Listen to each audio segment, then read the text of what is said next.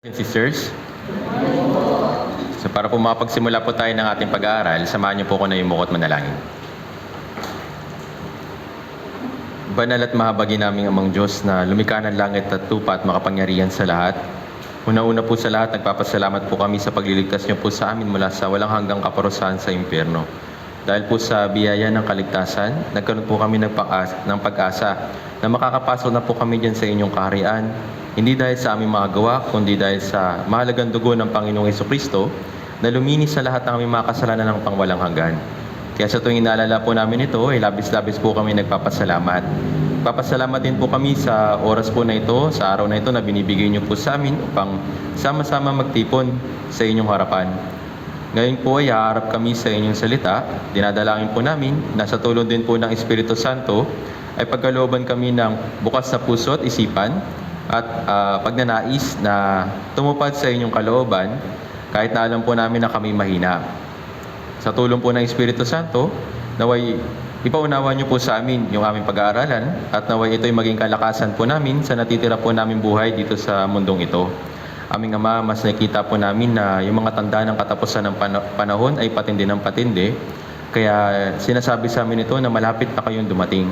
Kaya aming Ama, dinadalangin po namin na sa natitira po namin buhay dito sa mundo ay magawa po namin ang iyong kalooban, lalong-lalo na yung pagbabahagi ng Ebanghelyo sa mga ligaw na kaluluwa sa paligid po namin para rin sila ay maligtas. Alam po namin na hindi po namin ito kaya ng mag-isa, kaya inilagay niyo po kami dito sa iglesia upang sama-sama po itong gawin. At sa tulong po ng Espiritu Santo ay binibigyan niyo po kami ng kalakasan, kapangyarihan spiritually. Ganon din, dinadalangin po namin yung mga brothers and sisters na maaaring hindi po namin makakasama sa oras po na ito.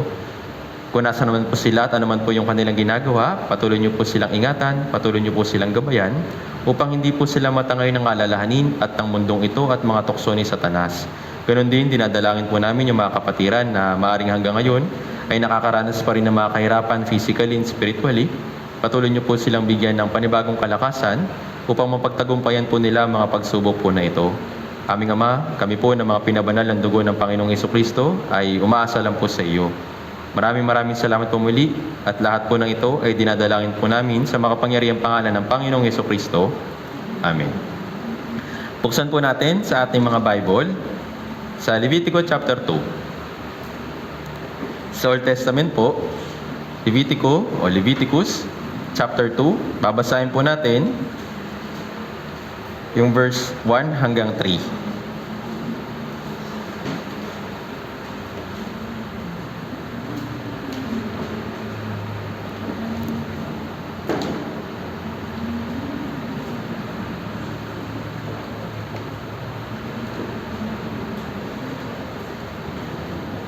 Leviticus chapter 2, mula verse 1 hanggang 3, babasahin po natin ng sabay kung nakita na po. Nakita na po?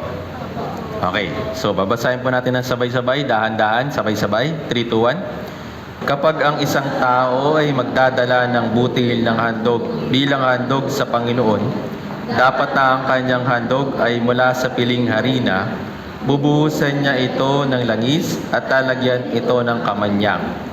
Dadalhin niya ito sa mga anak ni Aaron, sa mga pari, at siya'y kukuha mula roon ng isang dakot na piling harina at langis, at lahat ng kamanyang nito. Ito ay susunugin ng pari sa ibabaw ng dambana, isang handog pang...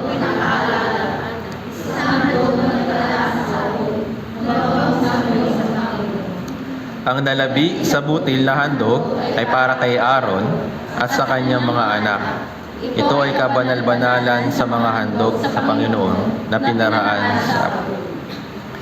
So muli, magandang umaga po brothers and sisters. Kamusta po kayo? So, biyaya para sa atin ngayon na merong maganda na panahon. So, noong mga nakaraang araw, panay yung ulan at may mga lugar na talagang binabaha at talagang nahihirapan sila sa kapag may mga ganitong klaseng mga sakuna. Pero sa atin bilang mga Kristiyano, ito pa rin ay biyaya. Bakit? Dahil ito ay pagpapakita ng kapangyarihan ng Diyos para sa atin na siya bilang namamahala sa atin ay isang bagay ito o isang biyaya ito para sa bawat isa sa atin. Alam natin na yung ulan, hindi lang siya benefit para sa mga ligtas, pati na rin sa mga hindi ligtas, benefit po yun. Tama po ba? Kung hindi po uulan, ano po mangyayari sa lupa? Matutuyo. Tama po ba? Kung hindi magkakaroon ng ganitong klase mga pag-ulan o kaya matitinding ulan, mahihirapan lahat ng tao kahit na yung mga hindi ligtas. Pero dahil nga ito ay biyaya ng Diyos, kahit na minsan malakas at talagang nakakapinsala, pero alam natin na yung Diyos ay nasa full control sa mga bagay na ito. Ipinapakita niya ito sa atin bilang mga naligtas na ito'y parte ng mga sinyales na malapit na dumating yung Panginoon. Pero ngayon, binigyan tayo ng magandang araw at magandang umaga para naman pag-aralan yung kanyang salita. So ngayon, ay update ko na rin po kayo mula dun sa natapos na Youth Bible Camp. So dahil po sa biyaya ng Diyos, nagkaroon po ng maraming mga ligaw na kaluluwa or brothers and sisters na nakapakinig at nagpabaptize dun sa retreat po na ito. Kaya dahil sa biyaya din ng Diyos, at itinulong niya sa atin bilang mga kanyang lingkod, binigyan tayo ng kalakasan para makibahagi doon at gawin kung ano yung parte natin para sa ministry sa pangangaral ng Ebanghelyo. So lahat po ng ministry doon ay para sa isang kaluluwa. Cooking man, driving man, preaching man, counseling man, or pag-aalaga man, lahat yun ay parte para sa pagliligtas ng isang kaluluwa. Kaya tayo bilang mga bahagi ng iglesia o bilang bahagi ng katawan ni Kristo, ginagawa po natin ito hanggang sa dumating yung Panginoon. Naintindihan po. So, yung Bible Seminar, hindi lang po ito para sa mga ligaw na kaluluwa, kundi ito rin ay para sa mga brothers and sisters, para naman ma-exercise or mai-apply yung kanila natututunan habang sila'y nasa church. Yung pagsasakripisyo, pananalangin, at pagkakaroon ng puso para iligtas yung isang kaluluwa. Kaya lahat po ito ay win-win situation. Kung yung mga naligtas na brothers and sisters, magkakaroon sila ng pag-asa sa pagpasok sa langit. Yung mga brothers and sisters naman na matatagal na, sila yung unting-unting nag-grow sa kanilang Christian life sa pakikibahagi sa mga ganitong klaseng mga gawain. Pero yun nga, mas marami pa rin yung mga hindi ligtas sa paligid po natin. Kaya nawa, yung pagliligtas or pangangaral ng Ebanghelyo o pagbabahagi ng Ebanghelyo ay hindi lang sana matapos sa mga ganitong klaseng mga gawain. Yes, yun yung general na evangelism. Pero bawat churches, ginagawa natin yung part natin, lalo na dito sa Santa Rosa, para ipangaral yung Ebanghelyo sa mga ligaw na kaluluwa sa paligid natin. Okay? So ngayon, pag-aaralan po natin yung isa sa mga handog na ginagawa ng mga Israelites noong unang panahon doon sa Old Testament. Meron pong 5 na offerings mula sa Diyos. Kung babasahin po ninyo yung Levitico, mula 1, 2, 3, 4, 5, nandiyan po nakalagay yung 5 handog po na iyon. So, sinamarize ko na lang. Yung 5 pong handog na iyon, yung una, handog na sinusunog, gaya na po na sinabi sa chapter 1. So, yung inaalay nila doon ay toro. So, specifically, merong iba't ibang mga handog para sa specific na offering. Okay? Hindi pwedeng yung handog na sinusunog na inihandog na toro, gagamitin din nila sa ibang mga handog. So hindi. So yung sa handog na sinusunog, toro yung ginagamit para ihandog sa Diyos. So yung binasa natin, ito po yung second offering, yung butil na handog. Ang ginagamit naman dito, piling harina. Alam po niyo yung wheat o yung trigo? So yun, mula dun sa wheat na yun, sa trigo na yun, dudurugin yun, tapos magiging fine flour, tapos yun yung ihahandog sa Diyos, tapos may mga kalakip na mga sangkap. Sa pangatlo naman, yung handog pangkapayapaan, ang gamit naman po nila doon ay baka. It's either babae o lalaki. Yun lang po yung pwede. Tapos yung handog pangkasalanan naman, guyang toro. So it's either babae o lalaki rin. Tapos yung panglima, handog para sa may budhing may sala, ang gamit naman dito, tupa, or kambing na babae o lalaki. Kapag hindi kaya or kung hindi afford ng mga naghahandog, pwede silang gumamit ng bato-bato o kalapati. Isa po isang kind ng ibon. Okay? So lahat po ng ito ay nagre-represent sa isang tao. Sino po siya? Si Jesus Christ. Yung handog na sinusunog, butil na handog, handog pangkapayapaan, handog pangkasalanan, handog para sa buding may sala, nire-represent po nito si Jesus Christ. Bakit? Si Jesucristo yung naparito bilang handog. Para naman kanino? Para sa atin. Tama po ba? Siya yung nag-sacrifice para tayo makalapit sa Diyos. Siya yung inihandog para tayo magkaroon ng panunumbalik sa Diyos. Tama po ba? So, yung pag-aaralan po natin dito, yung butil na handog, yung pangalawa. So, kung bibigyan po ko ng mas maraming pagkakataon, ay napapag-aralan din po natin yung iba pa mga handog. So, dito muna tayo start sa pangalawa. Okay? So, yung binasa po natin, ito po yung butil na handog. Sabi dito, babasahin ko ulit sa verse 1, kapag ang isang tao ay magdadala ng butil na handog bilang handog sa Panginoon, dapat na ang kanyang handog ay mula sa piling harina or fine flour. Bubuhusan niya ito ng langis at lalagyan niya ito ng kamanyang. So, yun nga, meron specific lang na handog para sa butil na handog. Hindi pwedeng galing sa kung ano mang harina. Diba? Merong iba't ibang mga harina na iba't ibang material na pwede natin gawing harina. Tama po ba? So, yung wheat or trigo, specifically, yun lang po yung kailangan nilang gamitin. Ngayon, yung wheat o yung trigo, pwede na ba kaagad nilang ihandog? Dahil sabi dito, piling harina daw. Alam niyo po kung paano makuha yung piling harina mula sa trigo? Kailangan muna niyan durugin. As in, pinong-pino, tapos sasalain, tapos magiging fine flour, ibig sabihin. So, yun po yung kailangan na proseso bago maihandog yung butil na handog o yung wheat para sa harapan ng Panginoon. So, yung pinong-pino na trigo, pagkatapos yun yung process na gagamitin para maging harina o fine flour. So, same din po kay Jesucristo. Ngayon, si Jesucristo bilang handog pangkasalanan o butil na handog, siya rin po ay nasaktan. Siya rin po ay binugbog. At halos talagang masira yung kanyang katawan. Durog na durog. Tama po ba?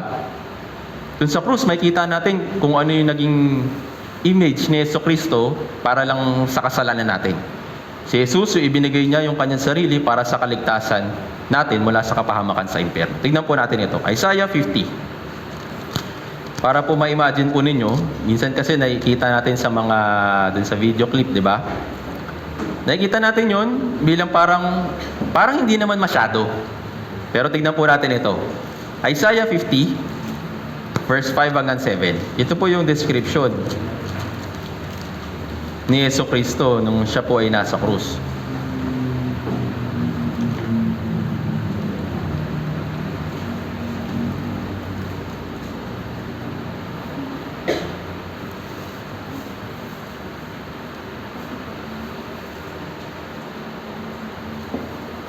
Basahin po natin ang sabay-sabay, 3 to 1. Binuksan ng Panginoong Diyos ang aking pandinig at ako'y hindi naging mapaghimagsik o tumalikod man.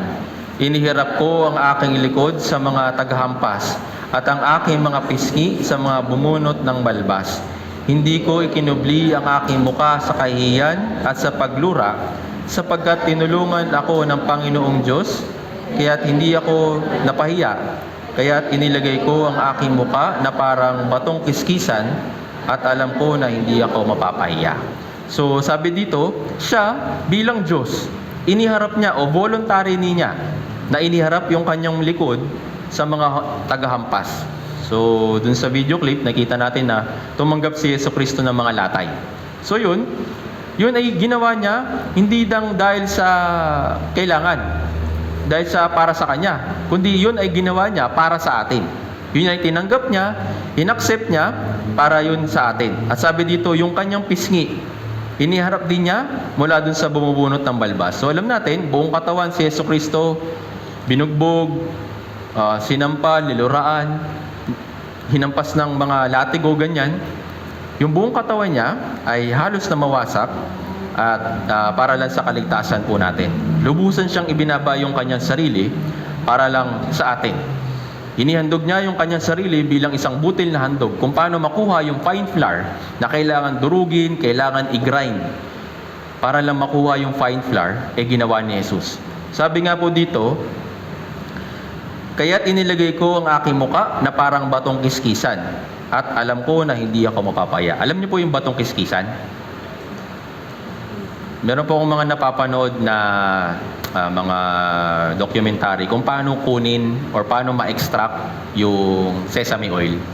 Yung sesame oil po, di ba, masarap siya, mabango, ganyan. Pero alam niyo po kung paano siya kinukuha o paano siya ine-extract.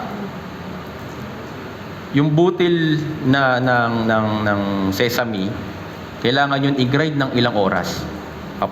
Yung gumagawa nun, nasa bato, nilalagay niya yun sa bato, tapos yung mga ingredients na kailangan doon, iikot siya ng ilang araw. Pabalik siya, tapos ulitin na naman niya hanggang sa kumatas yung sesame oil. Kaya nga mahal ng sesame oil, di ba? Kaya yun ay hindi dahil mahirap hanapin. Actually, maraming mga sesame na pwede nating gamitin o sesame oil. Pero yung process para makuha lang yun ay napakahirap. Kaya siya mahal. Yung labor yung binabayaran. Okay? So, ganun din. Yung fine flour, yung piling harina, hindi mo siya basta-basta makukuha lang. Kailangan pinong-pino, kailangan durog na durog para lang makuha natin yung fine flour at ito yung ihahandog nila sa Panginoon. Ngayon, si Jesucristo ay halos na mawasak yung kanyang sarili para lang sa kaligtasan natin. Naintindihan po. Tingnan po natin ito. John chapter 12.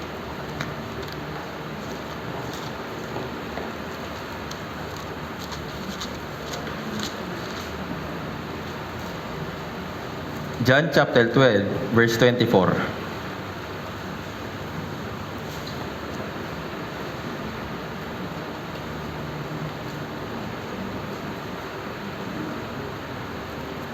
John chapter 12, verse 24. Kung nakita na po, basahin po natin ng sabay-sabay, 3, 2, 1. Katotohanang sinasabi ko sa inyo, maliban na ang butil ng trigo ay mahulog sa lupa at mamatay, ito ay mananatiling nag-iisa. Ngunit kung ito'y mamatay, ay magbubunga ng marami. So, sino po yung binabanggit na butil ng trigo dito? Si Jesus, yung wheat. Si Jesus na Diyos, na nagkatawang tao dito sa lupa, ibinigay niya yung kanyang sarili na parang trigo o butil ng trigo na nahulog sa lupa at ano pong kasunod? Namatay. Kung hindi siya mamamatay, ano pong sabi dito? Mananatili siyang nag-iisa. Ngunit, kung ito'y mamatay, ay magbubunga ng marami. So alam natin, yung mga halaman dito sa mundong ito, maliban na bumagsak yung pollen o bumagsak yung seed mula sa lupa, hindi siya pwede mag-reproduce. Tama po ba? Same din. Kung si Jesus hindi naparito, kung hindi siya naparito at hindi rin siya namatay, anong kaligtasan meron tayo? Paano tayo may papanganak na muli? Tama po ba? Pero si Jesus willingly, ibinigay niya yung kanyang sarili bilang handog na butil para lang iligtas tayo mula sa kapahamakan sa impyerno.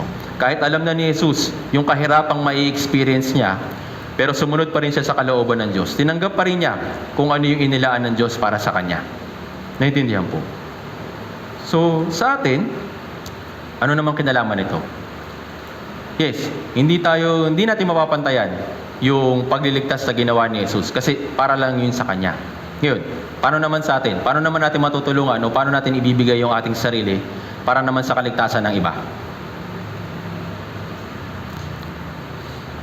Paano po? Tingnan po natin ito. Lucas chapter 9.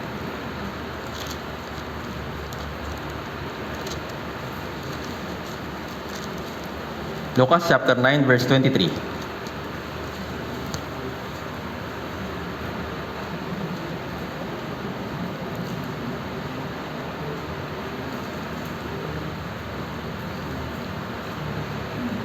Babasahin ko po, Lucas chapter 9 verse 23. Basahin po natin ng sabay-sabay. 3, 2, 1. At sinabi niya sa lahat, kung ang sino man ay nanay sumunod sa akin, tanggihan niya ang kanyang sarili at magpasan ng kanyang krus araw-araw at sumunod sa akin.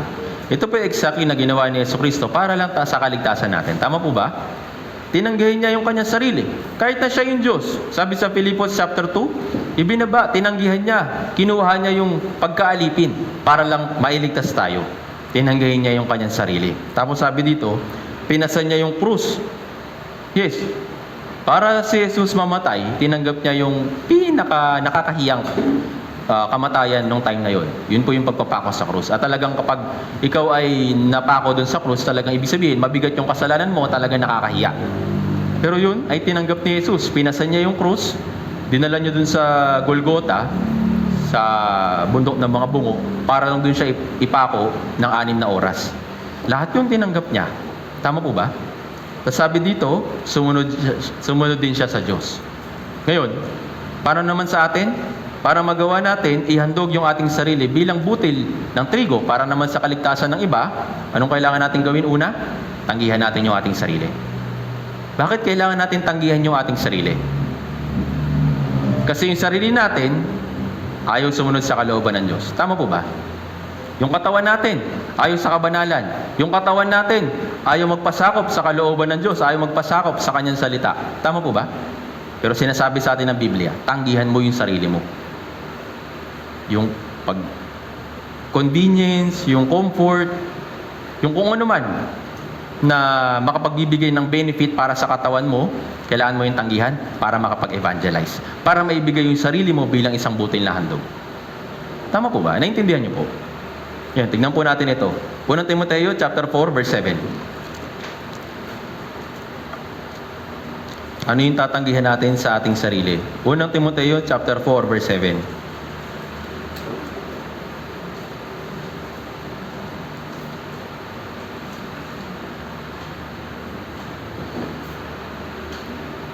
Unang Timoteo chapter 4 verse 7, basahin po natin sabay-sabay, 3 to 1.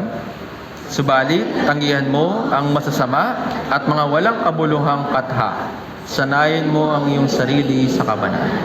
Sabi dito, tanggihan mo ang masasama at ang walang kabuluhang katha. Ngayon, lalo na sa panahon po natin ngayon, tayo po'y nabubuhay sa masamang mundo at pasama ng pasama at maraming mga walang kabuluhang katha.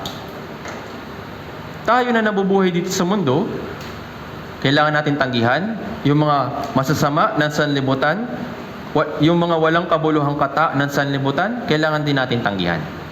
Naintindihan po? Lalo na sa ating sarili, pati na rin sa mga tukso ni Satanas. Yung katawan natin, yes, gustong-gustong gumawa ng kasalanan, gustong-gustong gumawa ng mali sa harapan ng Diyos. Pero bilang naligtas, kailangan natin tanggihan yung ating sarili. Bakit? Meron tayong purpose. Ano po ba yung purpose ninyo dito sa mundong ito? Para lang ba mag-enjoy? Or para lang ba ibigay yung sarili ninyo dito sa makasalimutang bagay? Kung talagang pong tayo ay naligtas, meron tayong purpose. Ano po yun? Nananatili tayo dito sa mundong ito para tulungan naman yung iba. Kung si Jesus ay hindi namatay, kung si Jesus hindi niya ibinigay yung kanyang sarili, kung si Jesus hindi niya inilaan yung kanyang katawan para sa pagkawasak, meron bang kaligtasan? Wala. Kaya, paano naman sa atin? Kung hindi natin tatanggihan yung ating sarili, kung hindi natin ibababa yung ating pagmamataas, kung hindi natin tatanggihan yung mga masasamang pagnanasa natin, meron bang kaligtasan o may maliligtas ba sa pamamagitan natin? Wala rin. Naintindihan po. Kaya nga, kailangan natin tanggihan yung ating sarili para sa kalooban ng Diyos, para maligtas yung mga ibang tao. Lalo na sa panahon po natin ngayon, di ba? Madali mag-evangelize kapag maayos yung sitwasyon. Tama? Tama po ba? May sapat na budget, merong service, lahat provided. Madali mag-evangelize. Tama? Paano naman kapag wala? Natural, syempre mahirap. Pero dahil ba mahirap, hindi na natin sisikapin? Ano po sa palagay ninyo? Ay, mahirap ngayon mag-evangelize. Wala akong budget ngayon eh. Kulang yung pambayad ko sa kanila. Wala kaming pambayad. Next time na lang. Online na lang. Paano po kaya kapag ganun? Mapapabagal yung evangelism natin. Tama po ba? Pero sinasabi ng Diyos na kailangan natin tanggihan yung ating sariling ideya, sarili nating pagnanais, sarili nating pagnanasa para lang makapagbigay ng handog na trigo sa Panginoon. Naintindihan po. Isa pa, Efeso chapter 4.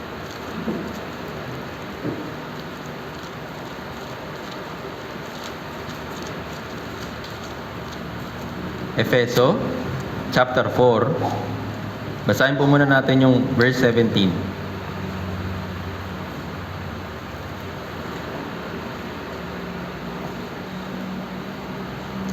Basahin po natin.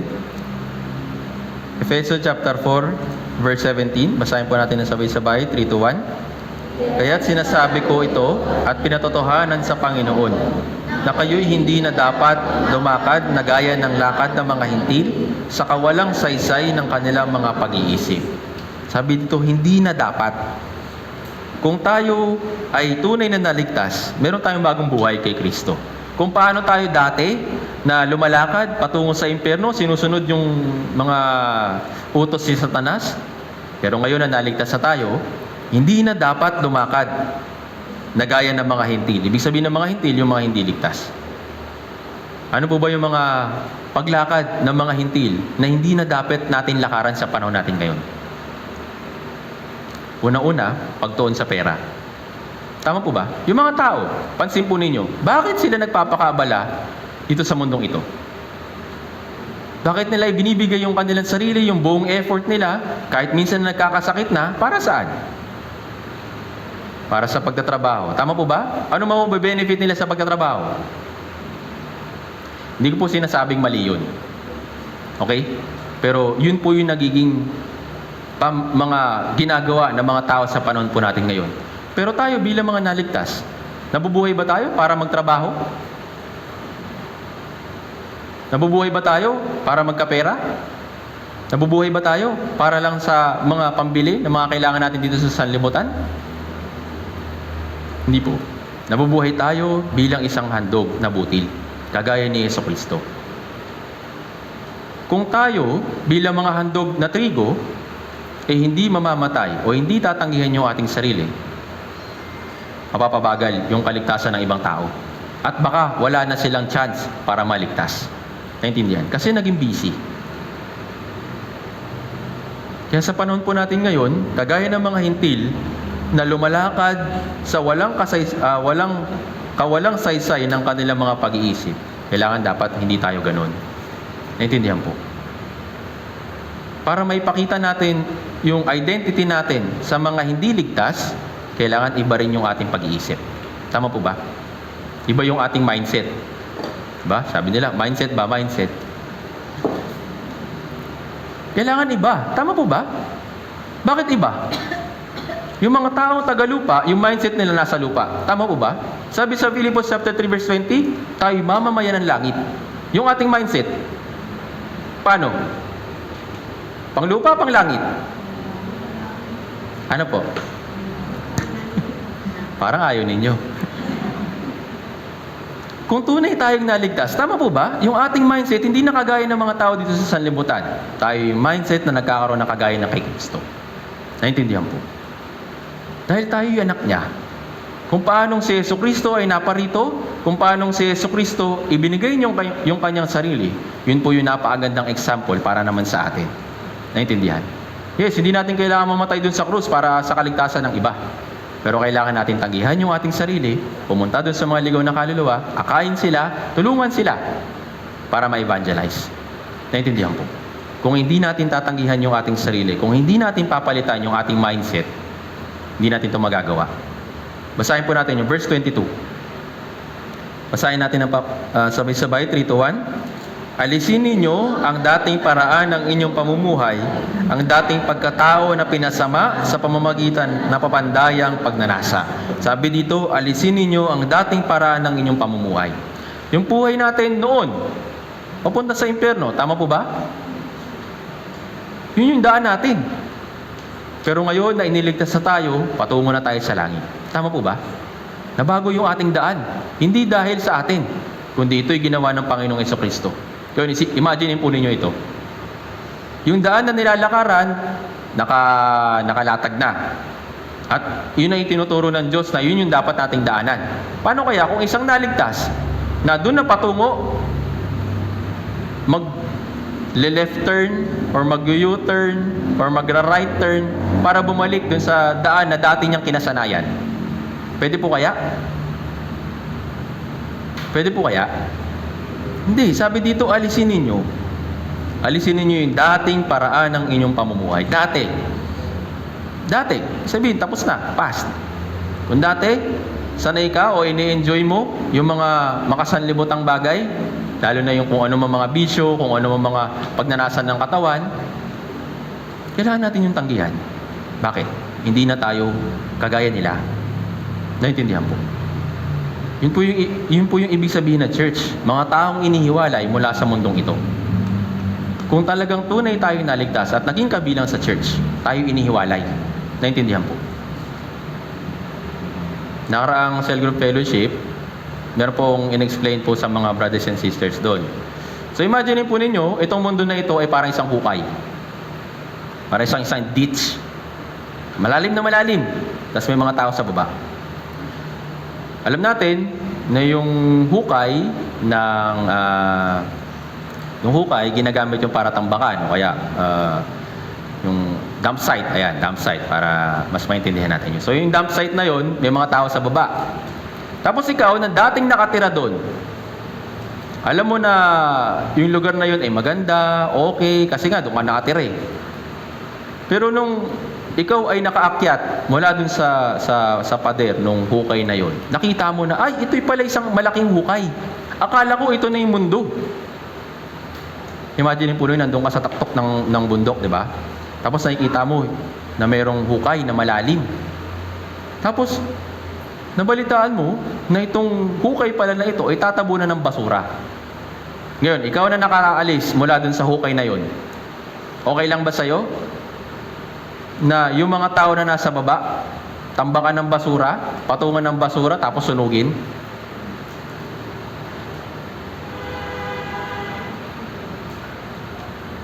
Imagine po ninyo ito. Ba, nakaalis ka na? Ay, balik ako. Kasi masaya dun eh. Nandun yung mga kaibigan ko eh. Dun yung mga kamag-anak. Nandun yung mga kinasanayan ko. Yung mga hobbies ko. Kahit na alam mo na yung lugar na yun ay wawasakin, babalik ka? Anong gagawin mo? Tutulungan yung ibang tao na nandun na makaalis mula dun sa hukay. Tama? Tama po ba? Yun po yung evangelism. Kung itong mundo na ito, alam natin na mawawasak eventually, magkakaroon tayo ng mind na tulungan yung ibang tao para sila ay maligtas. Tama po ba? Kung alam natin na sila kapag namatay at kapag hindi sila naligtas ay mayroong walang hanggang kaparusahan sa impyerno, magkakaroon tayo ng thinking, kailangan ko rin silang iligtas. Tama ba? Yun po tayo bilang isang Kristiyano. Yun yung ating tungkulin bilang isang Kristiyano. Tanggihan natin yung ating sarili, alisin natin yung ating dating paraan ng pamumuhay at magkaroon ng bagong pag-iisip para tulungan naman yung ibang tao. Naintindihan po? Isa pa po. 1 Pedro chapter 4.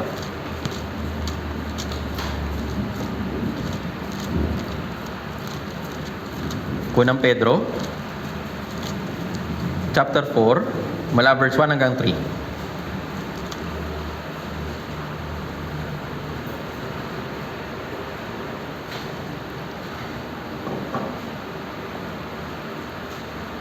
Basahin po natin.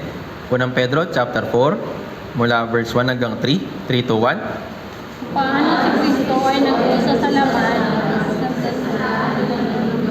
yung sarili ng pag-iisip, sapagkat ang nag-usa sa laman ay tapos na sa kasalanan, Upang hindi na kayo mabuhay sa laman sa inyong nalalabing panahon sa pagnanasa ng mga tao, kundi sa kalooban ng Diyos. Sapat na ang nakaraang panahon ng inyong paggawa ninyo ng inyong mga gustong gawin ng mga hintil na namumuhay sa kahalayan, masasamang pita, paglalasing, kalayawan, pag-iinuman, at kasuklam-suklam. Sabi dito, kung paanong si Kristo ay nagdusa sa laman, ay sandatahan naman din ninyo ang inyong sarili ng gayong pag-iisip. Ano pong ibig sabihin ng nagdusa sa laman? Dun sa krus.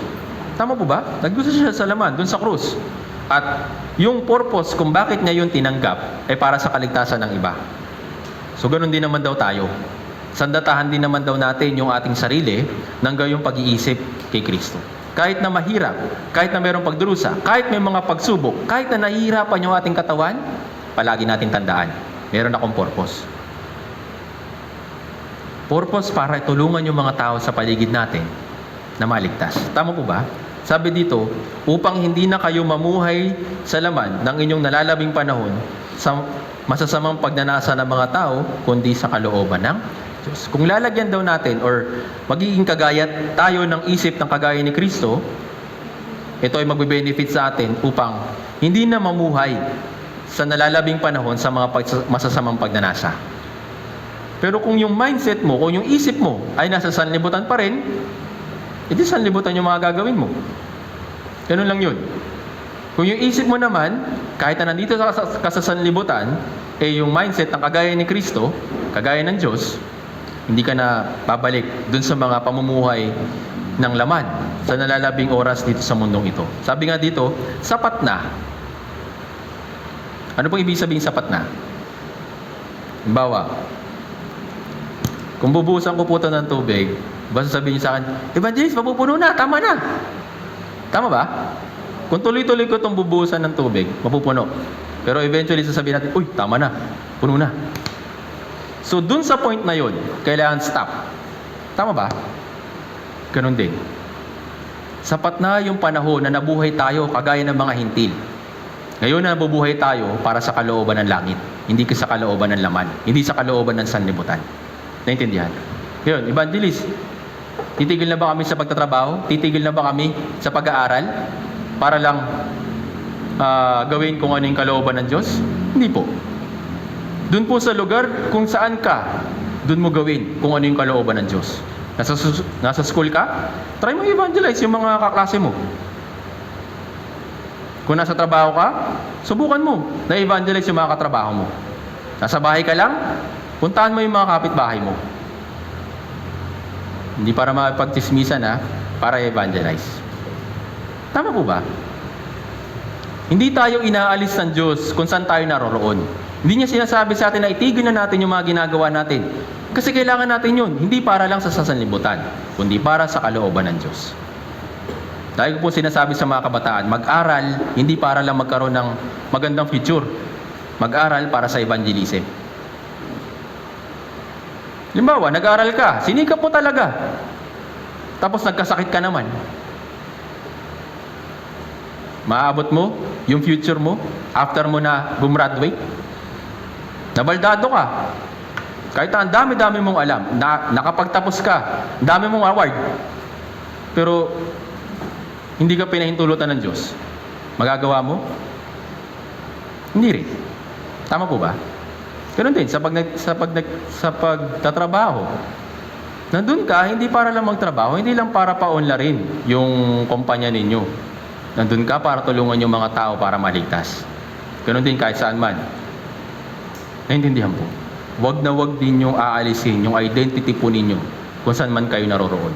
Tayo yung mga Kristiyano. Naintindihan po? Naintindihan?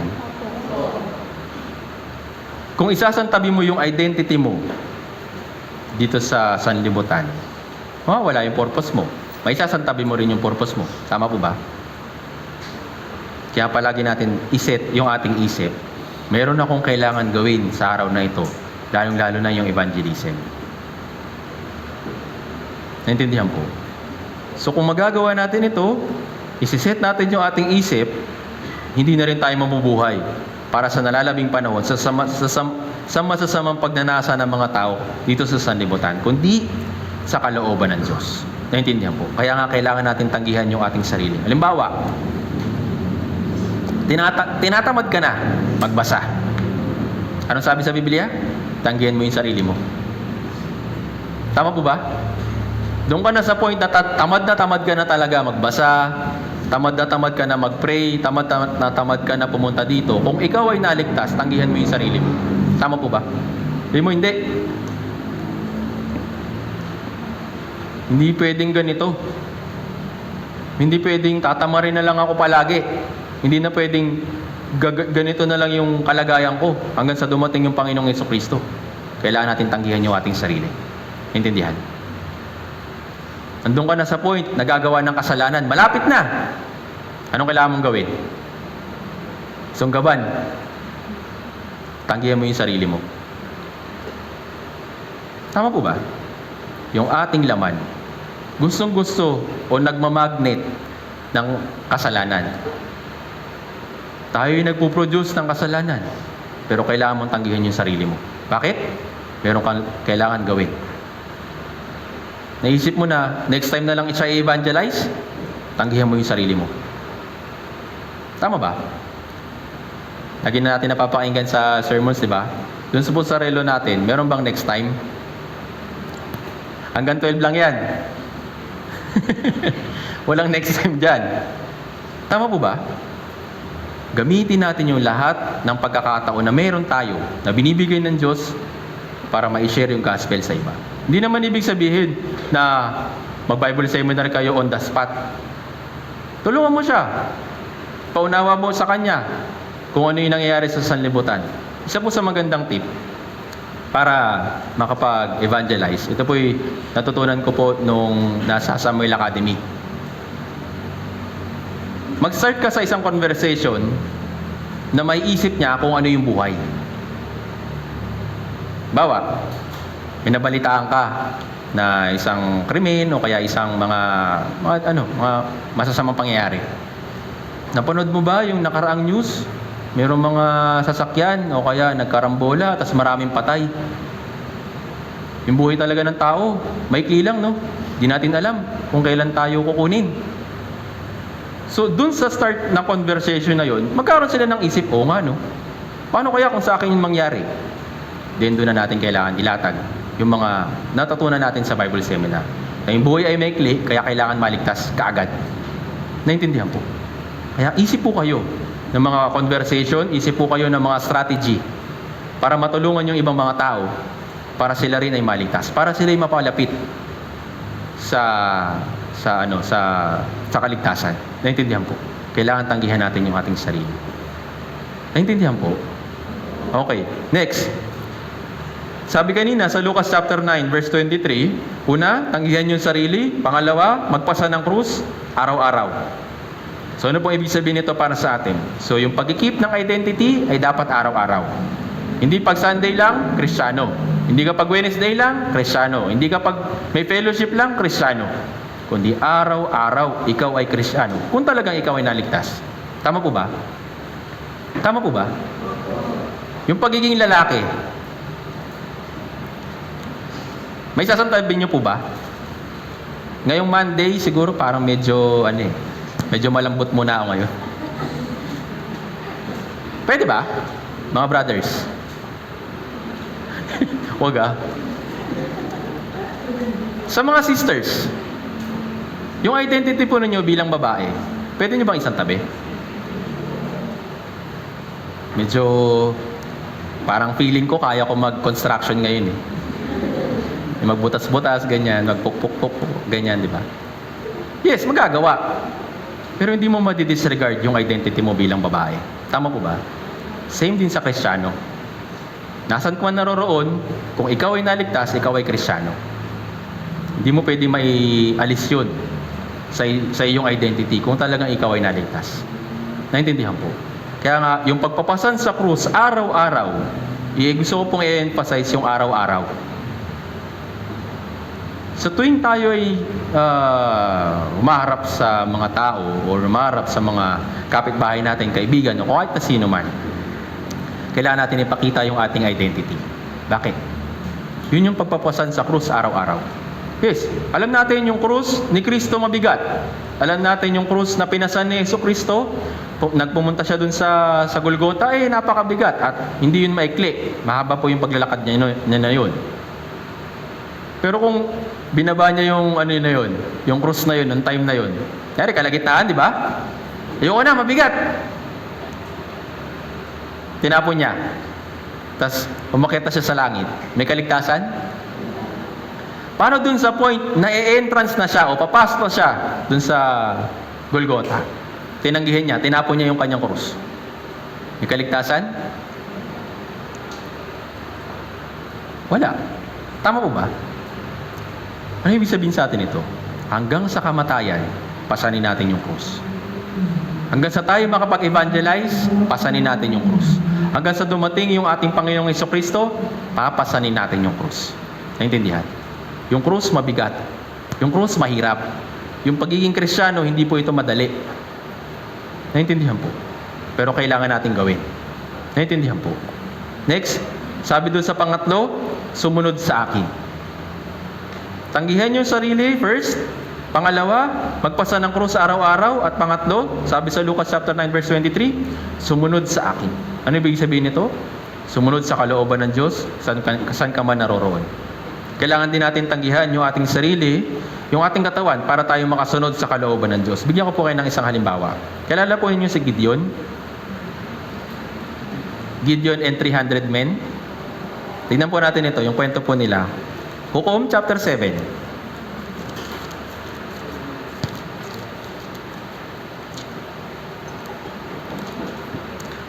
Hukom chapter 7 mula verse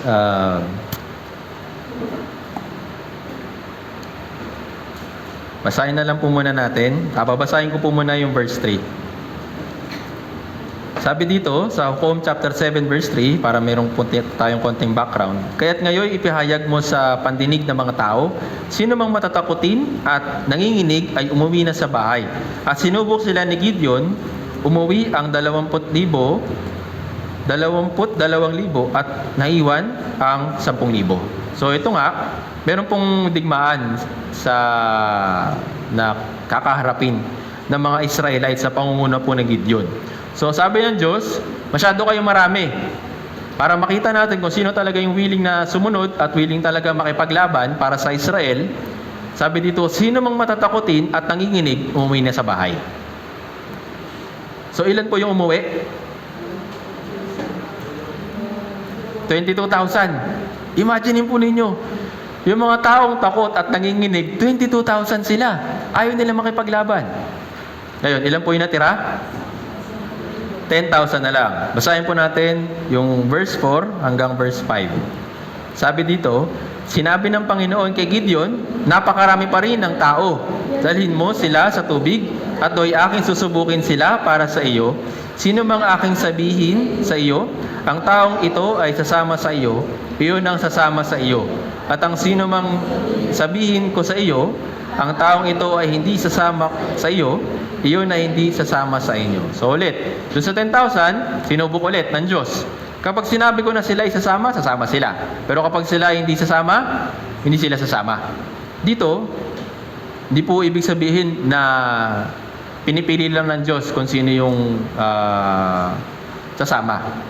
Kailangan po nila mapasa yung test. Naintindihan po? Para maisama sila. Sabi sa verse 5, kaya't kanyang dinala ang mga tao sa tubig. Ito yung test. Sinabi ng Panginoon kay Gideon, bawat uminom ng tubig sa pamamagitan ng kanyang dila, gaya ng pag-inom ng aso, ay iyong iihiwalay, gayon din ang bawat lumuhod upang uminom. So yun nga, kung dinala sila sa ilog para i-test, susubukin sila. Yung sasama, ay yung hindi sasama, yung bawat daw uminom sa pamamagitan ng dila, yung parang pag-inom ng aso, yun, imagine nyo lang po yun. Tapos sabi dito, iyong iiwalay, gayon din ang bawat lumuhod upang uminom. So yung lumuhod, pero ginanon yung kamay, ganyan, uminom siya, ganyan, iiwalay din daw sila. Verse 6, sabi dito, ang bilang ng mga uminom na hindi na inilagay ang kanilang kamay sa kanilang bibig ay 300 lalaki. Ngunit ang lahat ng nalabi sa mga tao ay lumuhod upang uminom ng tubig. So, yun nga, yung lumuhod at uminom sa kanilang bibig, kukunin, yung isasama. Pero yung uminom naman na kagaya ng aso, sila yung alisin. So, ilang tao na lang yung natira? Verse 7, basahin po natin sabay-sabay. At sinabi ng Panginoon kay Gideon, sa pamamagitan ng 300 lalaking uminom, ay ililigtas ko kayo, at ibibigay ko ang mga Midianita sa inyong kamay, at ang iba ay pawiin mo sa kanya-kanyang bahay. So, ito nga yung test.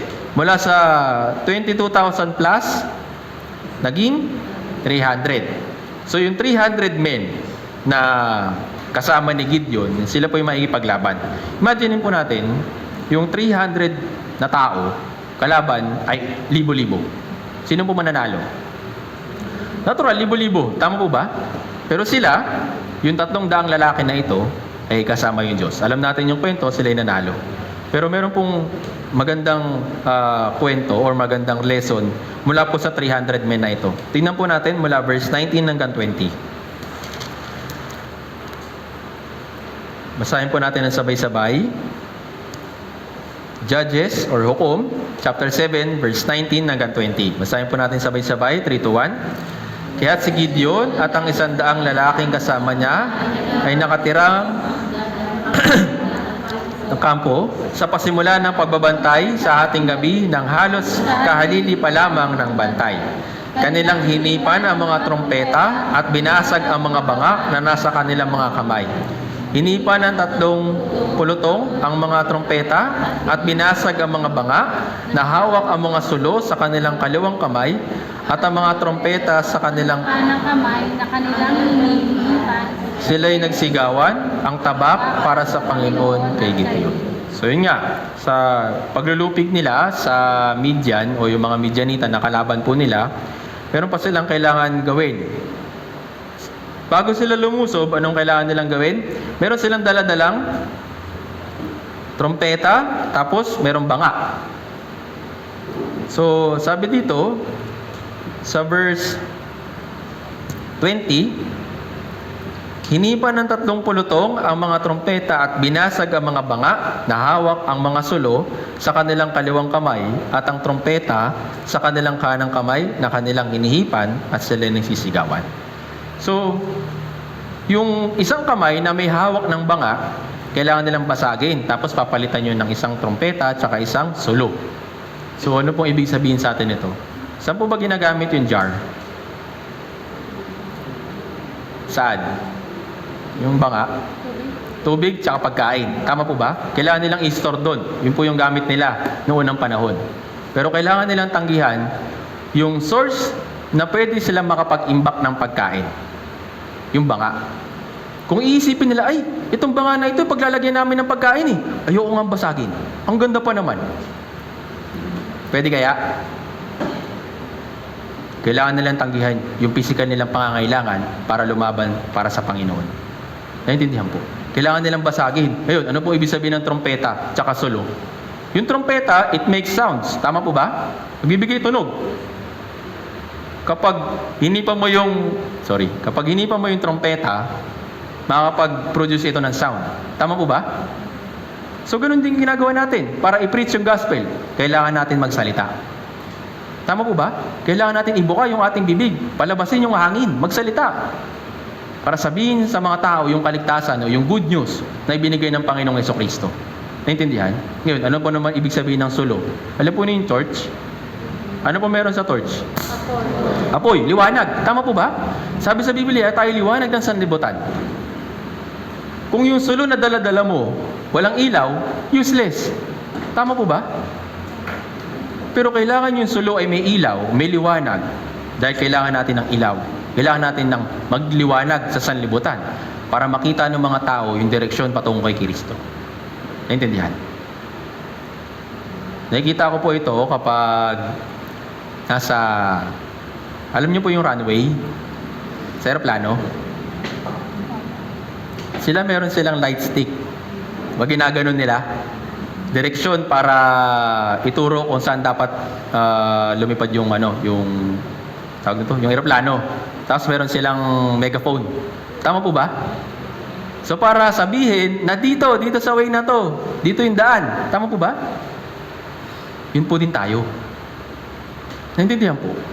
Kagaya ni John the Baptist, inihanda niya yung daan na dadaanan ni Jesucristo. Tayo rin po yung naghahanda ng daan para yung Jesucristo na pinaniniwalaan natin makarating sa mga tao na ini-evangelize natin. Naintindihan po. Yun po yung ating tungkulin. Yun po yung ating identity. Kung hindi po natin ito gagawin, mababaliwala yung kaligtasan na ginawa ni Jesucristo. Naintindihan po.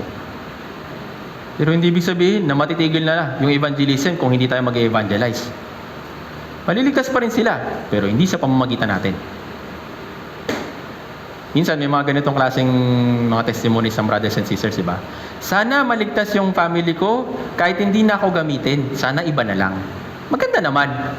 Pero bakit hindi mo rin ipag-pray na sana ikaw yung gamitin para ma-evangelize sila? Hindi ba kaya yun ng Diyos? Hindi ba? Kaya o hindi? So ba't hindi yun yung ipag-pray natin?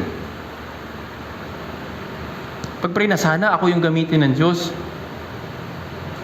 para ako yung makapag-evangelize sa mga family members ko. Sana ako yung ipadala ng Diyos, isugo ng Diyos para dalhin yung ebanghelyo sa mga ligaw na kaluluwa sa paligid ko. Sana ako. Bakit? Kapalit ng evangelism, merong gantimpala. Tama po ba? Meron na naka-ready sa iyo tapos binigay pa sa iba. Kasi ayaw mo Yung gantimpala na sana tatamasahin mo ng pangwalang hanggan dun sa langit, nakaprepare na para sa iyo. Kaso sabi mo, iba na lang. Okay lang po ba? Sayang, tama po ba? Nakaprepare na yun doon. Kung sino may willing heart, kung sino yung ikikip nila yung kanilang identity, magiging trompeta, magiging ilaw ng sanlibutan, ibibigay yung gantimpala sa kanila. Naintindihan po. Kagaya nila, binasag nila yung banga.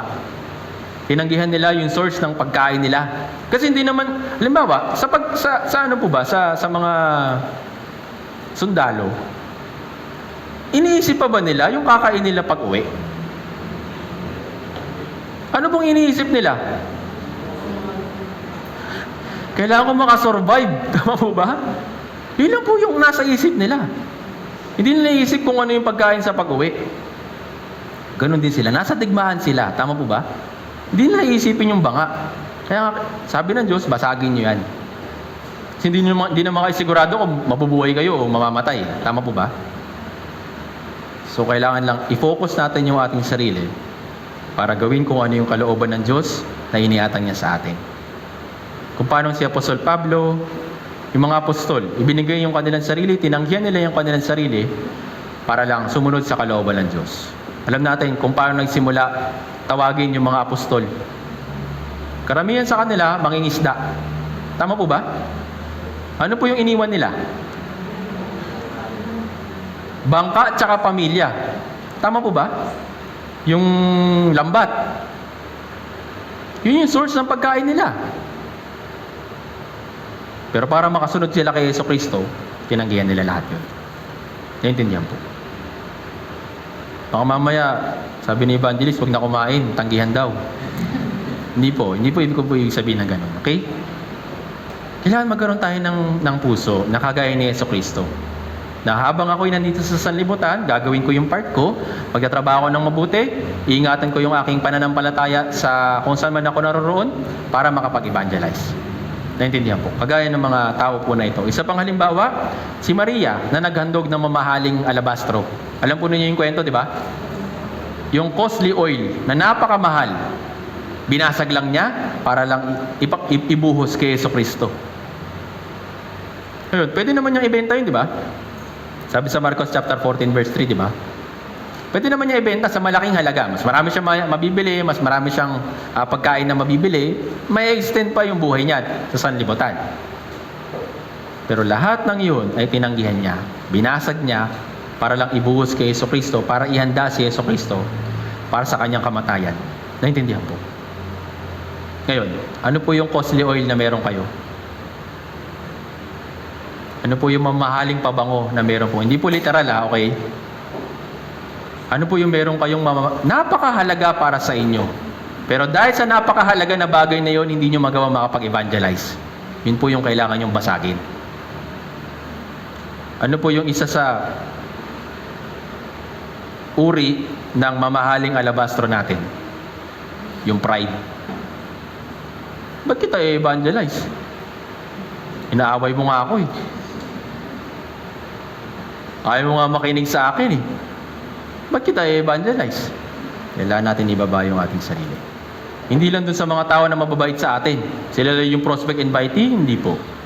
Kahit na yung mga ayaw sa atin, kahit na mga nagre-reject sa atin at umaalipos sa atin, umuusig sa atin, sila rin po ay kailangan ng kaligtasan. Naintindihan po? Kaya kailangan natin basagin yung ating costly oil. Yung pride, yung pagnanasa ng katawan, yung pangarap, kahit na yung kasiyahan. Kailangan natin yung basagin para lang magawa kung ano yung kalooban ng Diyos. Maging kagaya ng butil ng trigo. Naintindihan po? Naintindihan? Next po, balikan po natin dun sa ating main verse. Levitico chapter 2. Meron pa po isang ingredient na kailangan.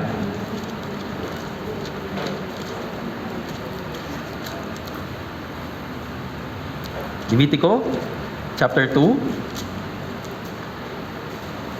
Sabi dito sa verse 1, Babasahin ko po ulit, Leviticus chapter 2 verse 1. Kapag ang isang tao ay magdadala ng butil na handog bilang handog sa Panginoon, dapat na ang kanyang handog ay mula sa piling harina, bubuhusan niya ito ng langis at lalagyan ito ng kamanyang. So meron pang isang ingredient.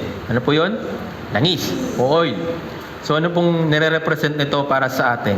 So, para si Jesucristo na makapaghandog ng kanyang sarili, kailangan ng tulong ng Espiritu Santo. Naintindihan po? Ganun din sa atin. Para tayo'y maligtas, kailangan natin ng tulong ng Espiritu Santo. Tama po ba? Para magawa rin natin makipag-evangelize, kailangan natin yung tulong ng Espiritu Santo. Kaya yung Espiritu Santo ay napakahalaga para sa atin. Una, si Jesus ay pinanganak sa pamamagitan ng Espiritu Santo. Tama po ba? Si Jesus, yung nagkaroon ng kalakasan mula sa Espiritu Santo, sabi sa Lucas chapter 4 verse 18, ang Espiritu ng Panginoon ay sa Kanya, sapagkat ako'y hinirang niya upang ipangaral ng magandang balita sa mga dukha. Nung si Jesus ay nandito sa lupa, sa tulong din ng Espiritu Santo, nagawa niyang ipangaral yung magandang balita. Sa tulong din ng Espiritu Santo,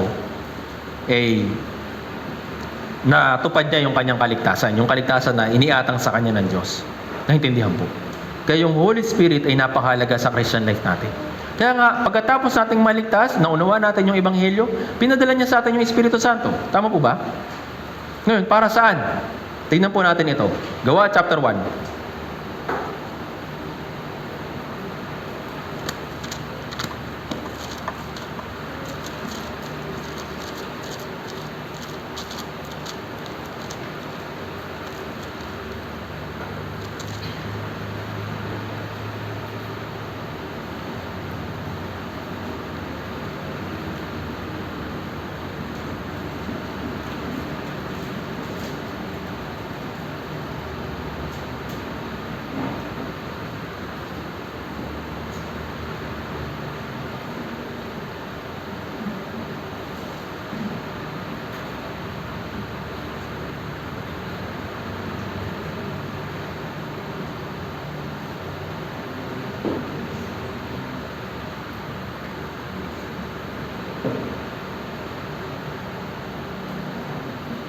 Alam po.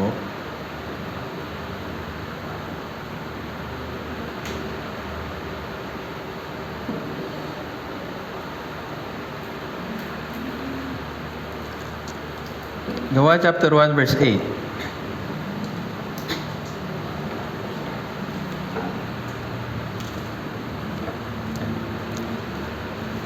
Basahin po natin. Kaya ipinadala sa atin ng Diyos yung Espiritu Santo para, sabi sa verse 8, basahin po natin sabay-sabay, 3 to 1. Ngunit tatanggap kayo ng kapangyarihan pagbaba sa inyo ng Espiritu Santo, at kayo'y magiging mga saksi ko sa Jerusalem, sa buong Judea, sa Samaria, at hanggang sa kadulo-dulo ang bahagi ng lupa.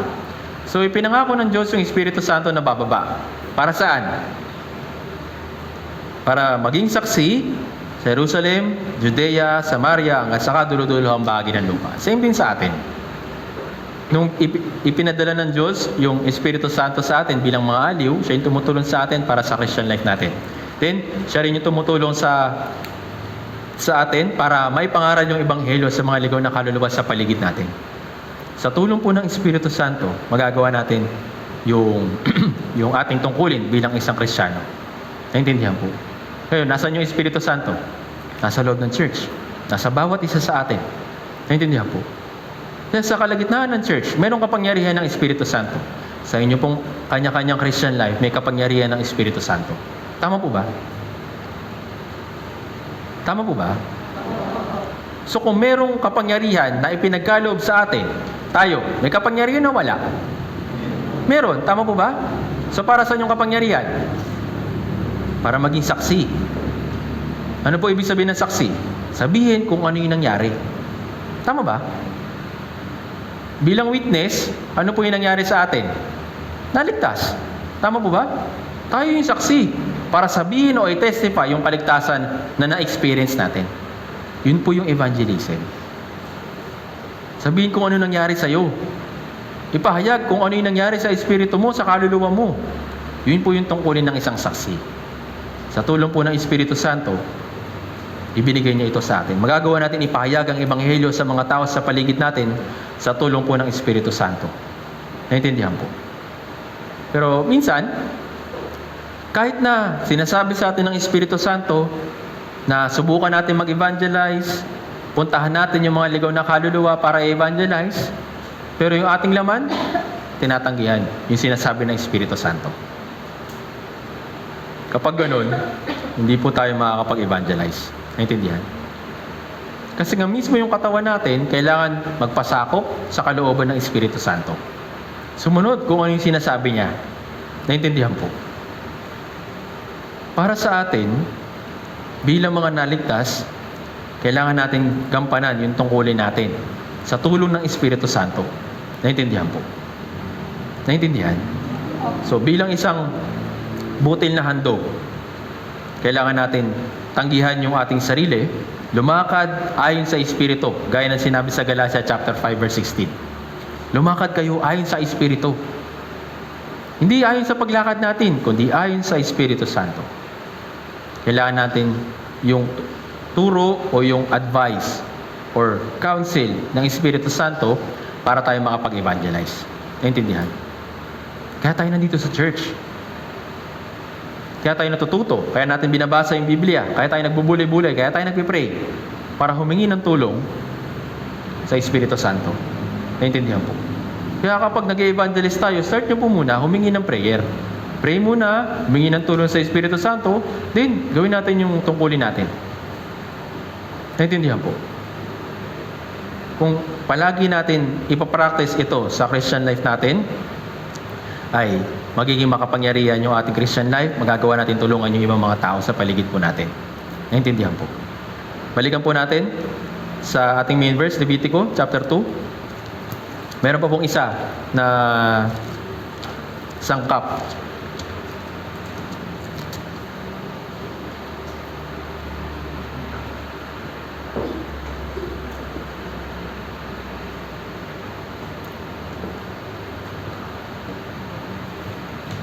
Basahin po natin Levitico chapter 2 verse 4 hanggang 5. Basahin po natin sabay-sabay, 3 to 1. Kapag ikaw ay magdadala ng butil na handog na niluto sa hurno, dapat ito ay tinapay na walang pampaalsa mula sa piling harina na hinaluan ng langis, o maninipis na tinapay na walang pampaalsa na hinaluan ng langis. At kung ang iyong alay ay butil na handog na luto sa kawali, dapat na iyong handog ay piling harina na walang pampaalsa na hinaluan ng langis. So meron tatlong ingredient, pero merong isang ingredient na hindi dapat ihalo. Ano po 'yun? Walang pampaalsa. Yung yeast. So ngayon, ito yung nagre-represent sa atin bilang isang banal na pamumuhay. Kung tayo ay nabubuhay ng malayo or tinatanggihan yung kasalanan, kikilos yung Holy Spirit sa atin. Naintindihan po? Yes, nandito yung Holy Spirit sa atin. Hindi na tayo iiwan. Pero para magawa niya yung kanyang tungkulin, magawa niya yung kanyang misyon, para matulungan tayo, kailangan tayo rin ay gumawa ng paraan para hindi mapighati yung Espiritu Santo. Naintindihan? Sabi sa Biblia, huwag niyong pighatiin ang Espiritu Santo ng Diyos. Sabi sa Efeso chapter 4 verse 30. Bakit ba napipighati yung Espiritu? Bakit ba siya nalulungkot? Una, kapag hindi kumakain. Kapag hindi pinapakain ng words of God, napibigati po yung Espiritu Santo. Kasi yun yung source ng kalakasan natin. Tama po ba? Ngayon, ano pa yung isang dahilan kung bakit napipigati yung Espiritu Santo? Kasalanan. Naintindihan po. Dahil sa kasalanan, naaalis yung kapangyarihan ng Espiritu Santo. Pero hindi siya aalis. Yung kapangyarihan lang niya ay hindi kikilos sa atin. Kung may kasalanan. Naintindihan mo? Yes, ready ka na mag-evangelize. Meron ka ng puso na mag-evangelize. Meron ka ng budget para sa pag-evangelize. Meron ka ng leaflet para ibigay doon sa pag-evangelize mo.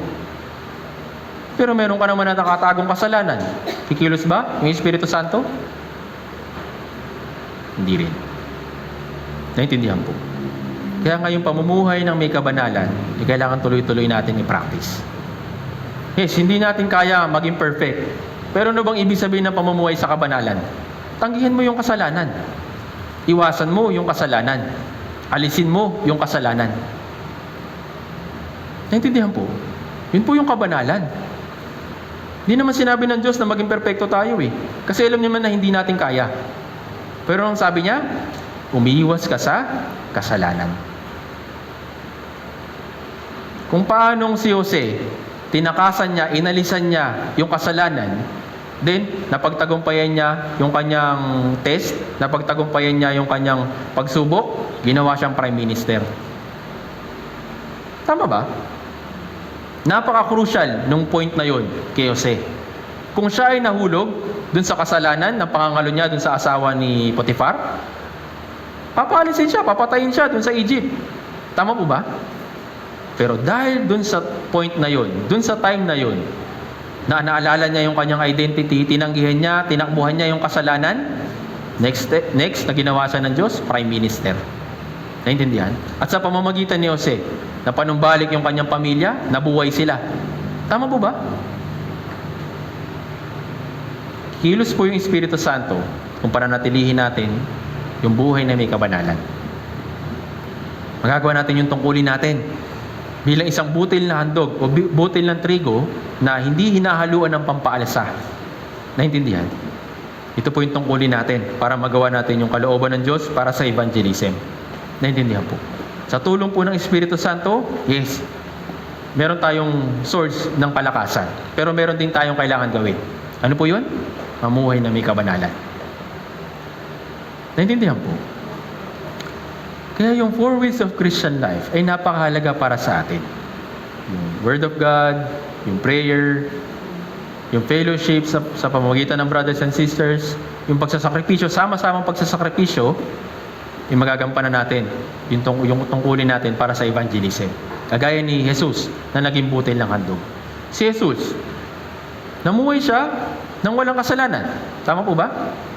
Dahil wala siyang kasalanan, karapat dapat siya na magpasan ng kasalanan natin.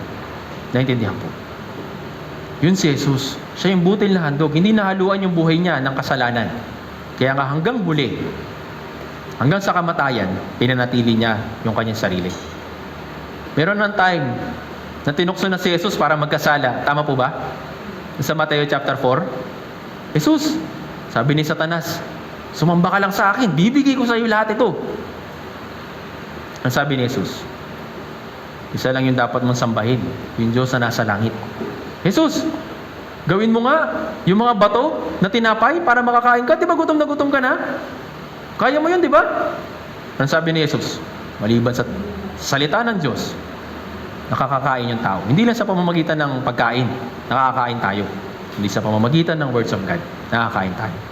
Lahat yun tinanggihan ni Jesus para mapanatili yung kasalanan. Yung kabanalan. Para magawa niya yung tungkulin niya para sa pagpapako dun sa krus. Naintindihan po? Tayo yung butil na trigo na ngayon, idinala ng Diyos o dinala ng Diyos dito sa lupa. Kung hindi mamamatay or kung hindi tatanggihan ng butil yung kanyang sarili, hindi niya ilalaan yung kanyang sarili para sa kamatayan, hindi magbubunga ng marami. Naintindihan po? Kaya kung paanong si Jesus ay naging butil ng trigo, meron din po tayong chance para gampanan ito dito sa lupa habang nabubuhay tayo. Naintindihan? Naintindihan po? So sana, kung paano si Jesus, tinanggihan niya yung kanyang sarili, pinasan niya yung krus, at sumunod siya sa kalooban ng Diyos.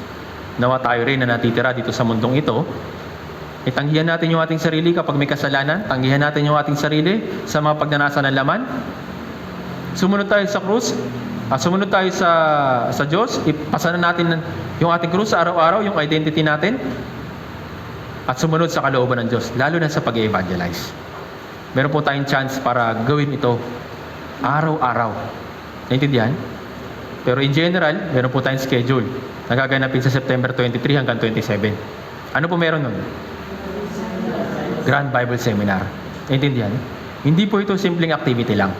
Hindi po tayo magpapagod ng walang kabuluhan.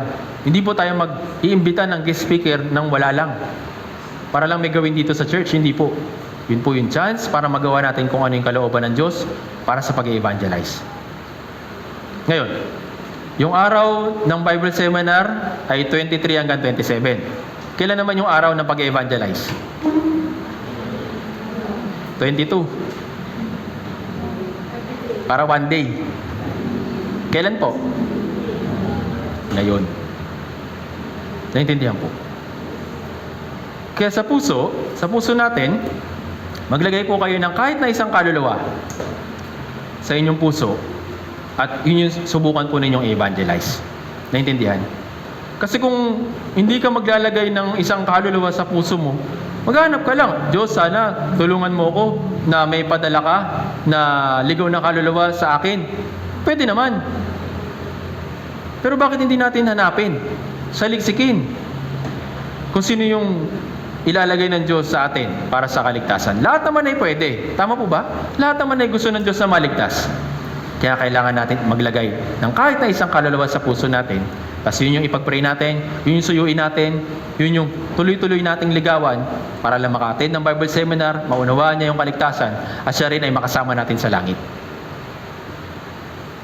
Meron na po ba? O wala pa? Sana meron na pagkatapos po natin ito. Maglagay po kayo ng isang kaluluwa sa puso po ninyo. Then, siya po yung ipag-pray ninyo. Naintindihan po. Kung wala, kung sakali mang wala, dumating na yung Bible Seminar, di ba? Dumating na yung araw ng Grand Bible Seminar. Ay, wala po akong na-invite. Nakakahiya, di na lang ako pupunta. Huwag po ganun. Yun po yung gawain natin lahat. Naintindihan? Wala ka man invite or meron, pumunta ka dito. Pero hindi naman ibig sabihin na hindi na tayo magsisikap na mag-invite. Kasi wala. Gawin mo pa rin yung part mo. At kung talagang wala, dalhin mo yung sarili mo dito para tumulong, magsakripisyo, at sama-samang gumawa para sa kaligtasan ng isang kaluluwa. Napakarami pong ministry ng evangelism. Hindi lang po preaching. Naintindihan po? Yung pagdadrive, pagluluto, pag-aasikaso sa kanila, paglilinis, lahat po yun ay ginagawa para sa isang kaluluwa. Ngayon, isipin mo kung saan ka bahagi. Ay, evangelist, ako po yung bibig. Ako po yung mag-i-invite at magwe-welcome sa kanila pagdating nila dito. Evangelist, ako naman po yung kamay. Maikibahagi ako sa cooking ministry para tumulong sa pagluluto, para may maipakain sa mga guest. Evangelist, ako naman po yung paa. Ako po yung volunteer na magdadrive para sunduin yung mga ligaw na kaluluwa. Bawat bahagi ay may pakinabang. Para saan? Para sa evangelism. Naintindihan po? Kung ikaw ay kabahagi sa katawan, meron kang kailangan gawin. Una, syempre, mag-evangelize. At pangalawa, kung ano yung ministry na pwedeng ipagkalob sa iyo ng Diyos. Naintindihan po? Kaya nawa, sa darating po na Bible Seminar na gaganapin po dito sa ating church, ay sama-sama po tayong magtulungan para matulungan yung mga ligaw na kaluluwa na maligtas at magkaroon sila ng pag-asa na kung ano yung pag-asa na meron tayo. Kagaya ng butil ng trigo. Yung butil ng trigo, bawat isa sa atin. Si Jesus, yung pinakaunang butil ng trigo. Siya yung namatay, nahulog sa lupa, kaya nagbunga ng marami. Sino yung ibinunga niya? Ako. Tayo. Tama po ba? Tayo rin yung merong responsibilidad na dapat gawin sa mga ligaw na kaluluwa sa paligid natin. Naintindihan po? Tayo pong lahat ay umuot manalangin.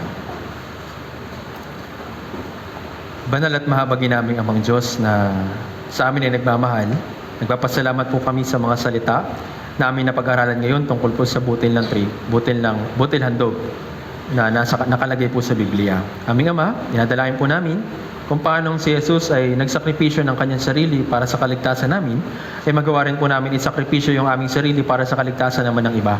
Marami pa pumili ang mga ligaw ng kaluluwa sa paligid po namin. Kaya pakiusap, tulungan niyo po kami na hanapin sila, puntahan sila, at akayin sila para sa darating po na Bible Seminar na gaganapin po sa 23 hanggang 27 ngayong pong September. Dalangin din po namin yung iba pa mga Bible Seminar na gaganapin sa buwan na ito.